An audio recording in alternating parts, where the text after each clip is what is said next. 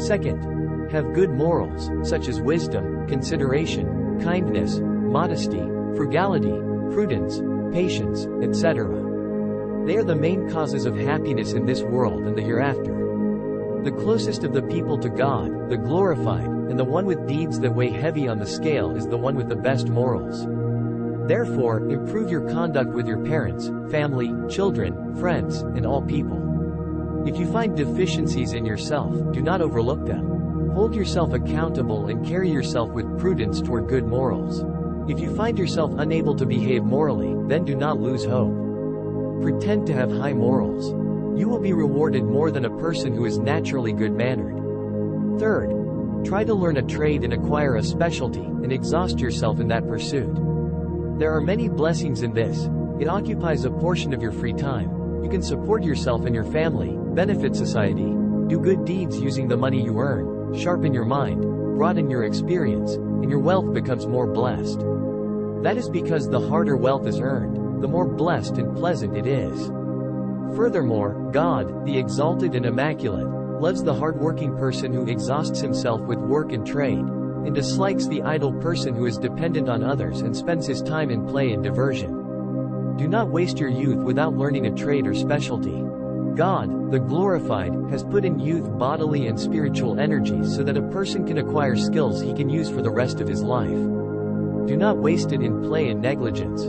Attend to your vocation and specialty until you become proficient in it. Do not speak without knowledge, and do not practice without experience.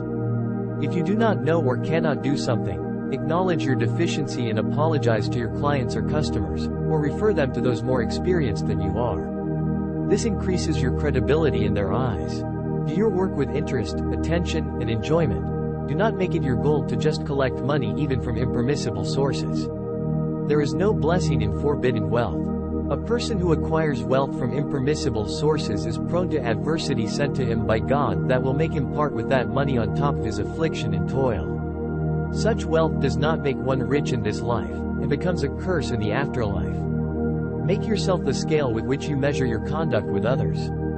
Do to others what you do to yourself and what you would have them do to you. Be kind to people as you would like God, the glorified, to be kind to you. Maintain your profession's ethics and conventions, and do not use inferior ways that you would be ashamed to declare. Keep in mind that the worker and the specialist have a duty toward the customers and clients who put their trust in them. Be a counselor to them, and never deceive them. That is because God, the glorified, watches you and knows about your deeds, and he will punish you sooner or later, for cheating and betrayal are the most disgraceful of deeds and have the severest of results and consequences.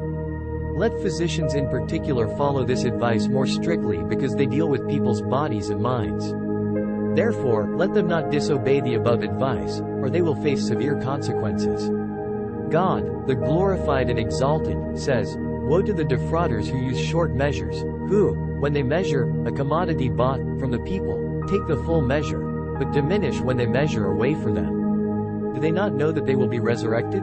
Quran chapter 83 verses 1-4. Furthermore, the Prophet, may God's blessings be upon him and his progeny, said, "God likes if you do a job, to do it excellently." Also, let college students and professors seek to encompass whatever is related to their field of specialty that comes from institutes of science, especially the science of medicine, in order for their knowledge and treatment to be on the cutting edge of contemporary science. Moreover, they should pay attention to advancing science themselves through useful scientific articles and pioneering discoveries, thereby rivaling other institutes of science as much as they can. They should disdain being mere students of others and mere consumers of the tools and equipment others make. Instead, they should actively contribute to advancing science, just as their ancestors were pioneers and leaders of science in previous times. No generation is worthier than another one. Therefore, you should nurture the young who have distinctive abilities, who possess genius, and who exhibit intelligence and excellence, even if they are from the lower classes. Support them as you support your children, so they may reach the high levels of beneficial knowledge. You will get rewarded for all they produce, and your society and offspring will benefit from them.